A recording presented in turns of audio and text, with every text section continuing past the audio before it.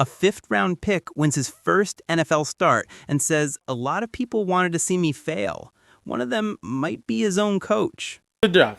I have historically, if you will, caped for Stefanski, especially on this show. That was the most wild thing I have seen this season post-game by a coach. Any tripping? First off, Stefanski, you have 6 wins in 2 seasons. You need to be happy as hell every time you get just 1 win. And you need to be most thankful for the quarterback who touches a ball every time you get that win. Let me take you back to April 2025, draft weekend, the biggest spectacle in American sports.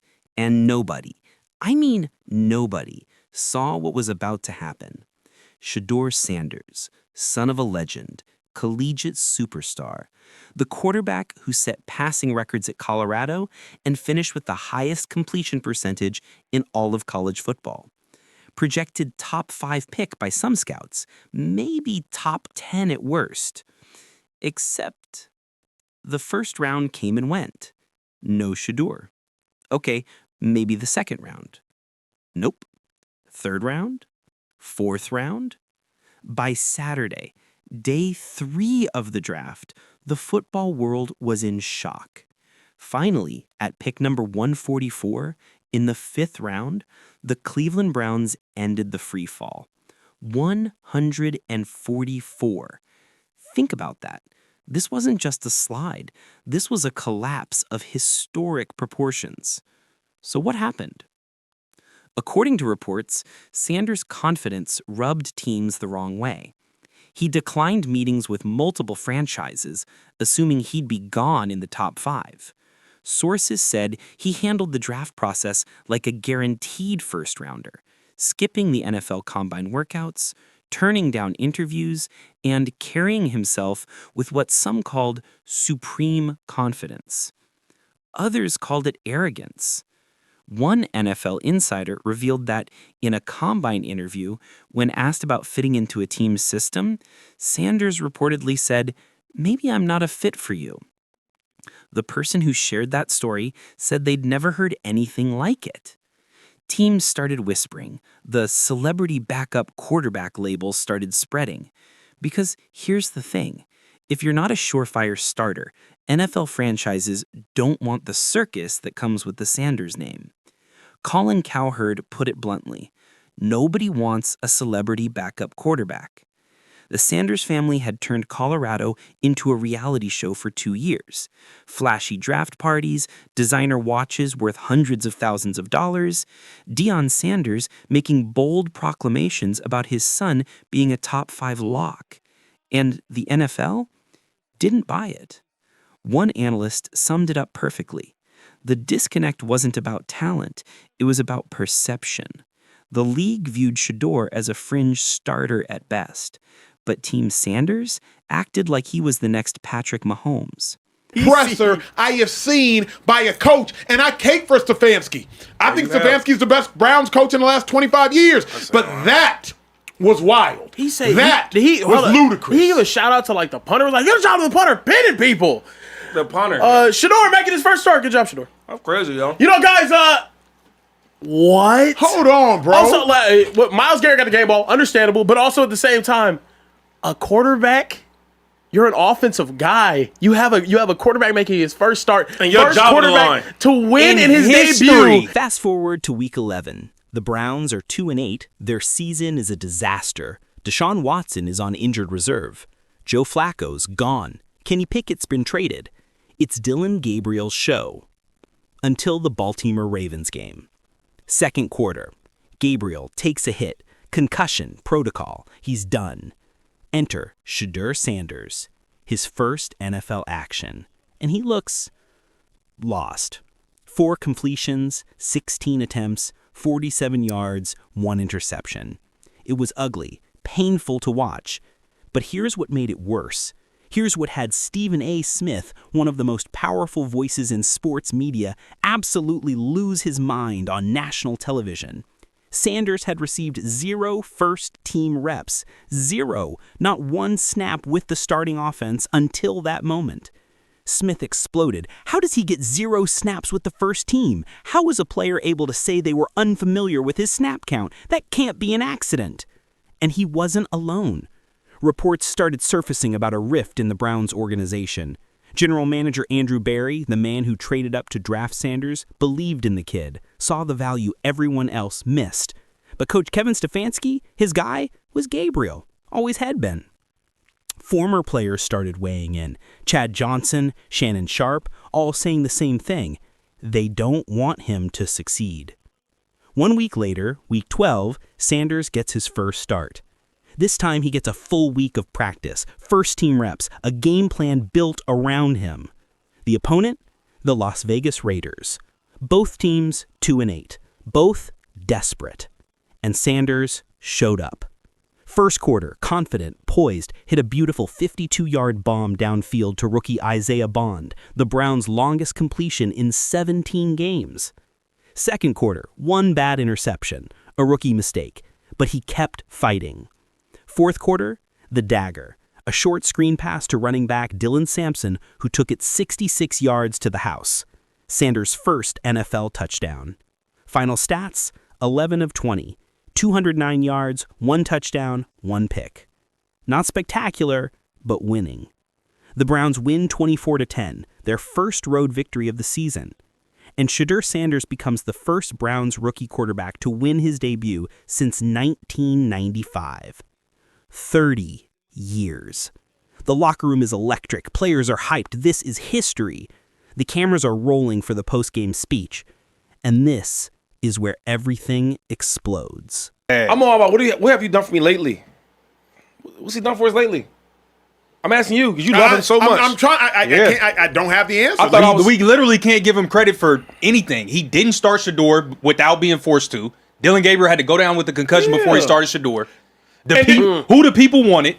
He literally said it. I'm who the people been looking for, and still refused to push Shedeur in. And what about the highest eye jersey test? sales? Refused to push Shedeur in. Getting chance the minute he gets his number called when Dylan Gabriel goes down. Getting stadium level chance. Kevin Stefanski stands in front of his team. He starts rattling off names. How about that road win? We stayed resilient together. He praises special teams, calls out returner Gage Larvadane for a huge play. How about the punter, Corey Bajorquez? He moves to the offense. Wasn't perfect, but how about that big play by Dylan Sampson at the end? He's building momentum, getting louder.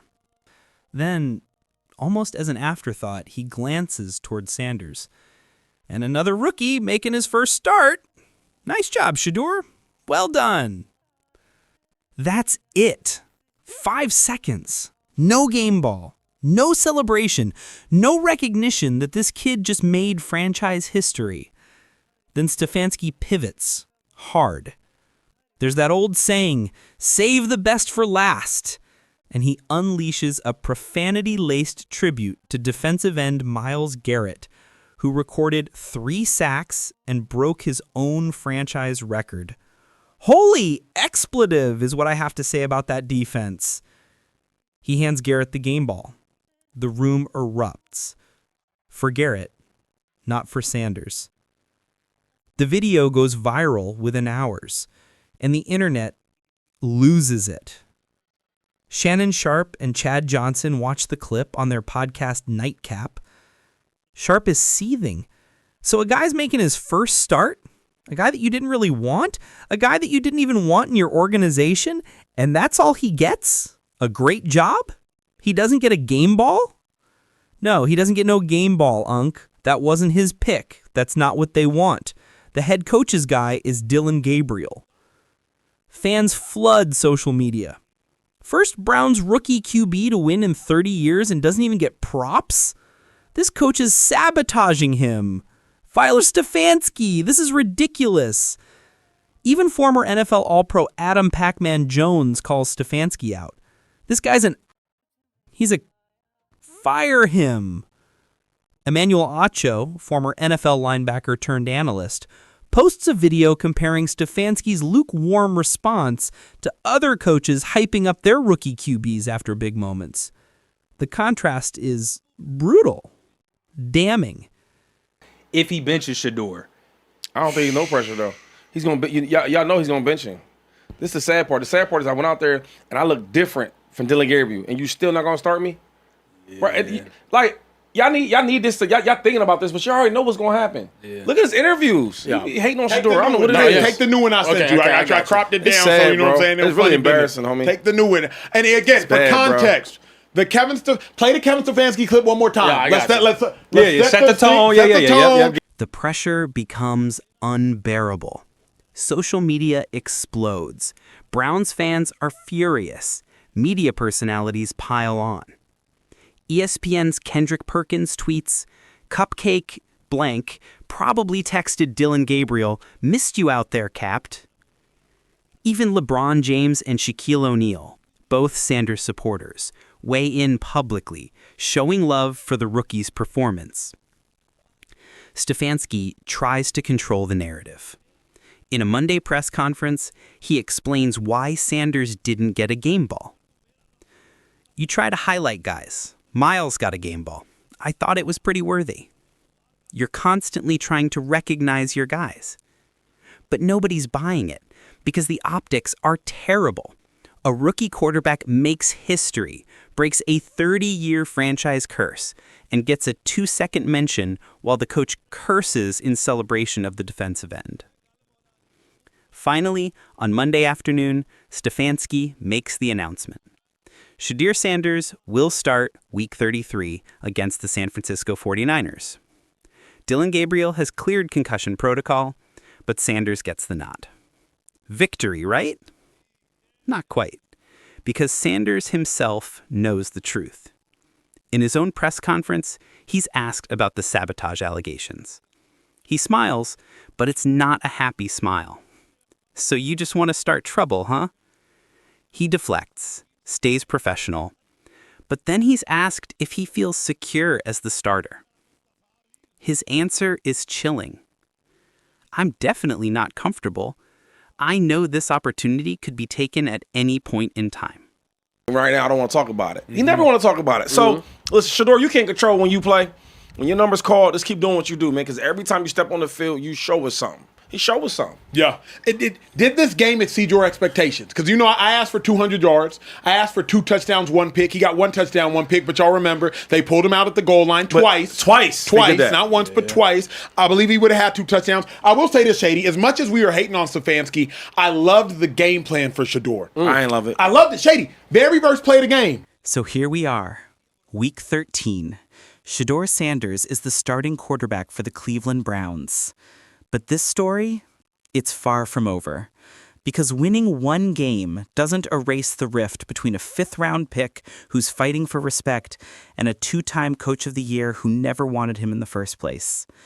The Browns are 3-8. Their season is lost. But this battle, this is just beginning. Sanders has 5 games left to prove he belongs, to show that 31 teams made a mistake, to force Stefanski's hand for 2026. Some analysts are already projecting Cleveland will draft another quarterback next April, maybe Indiana's Fernando Mendoza with a top 10 pick, which would mean all of this, the historic win, the controversy, the fight, could be for nothing. But Sanders knows something the doubters don't. He's been counted out before. Fell to the 5th round when he should have been top 5. Got thrown into an NFL game with 0 preparation and was called unprepared. Won his first start and got a 5-second mention from his coach. And through it all, he's still standing, still fighting, still winning. Because here's what Kevin Stefanski and everyone else who doubted him is about to learn. You can ignore talent. You can minimize achievements. You can give lukewarm praise and refuse to hand out game balls. But you can't stop a man who refuses to quit. The question isn't whether Shedeur Sanders has what it takes. It's whether the Cleveland Browns, and Kevin Stefanski specifically, will be the ones to finally give him a real chance. Or whether Sanders will have to prove himself somewhere else. Either way, one thing is certain. The war between the coach and the quarterback, it's just getting started. And the entire football world is watching. If you want to see how this coach QB war plays out, and trust me, this is just getting started, Hit that subscribe button right now. We're covering every twist, every locker room leak, every game that could make or break Shedeur Sanders' career. Don't miss what happens next.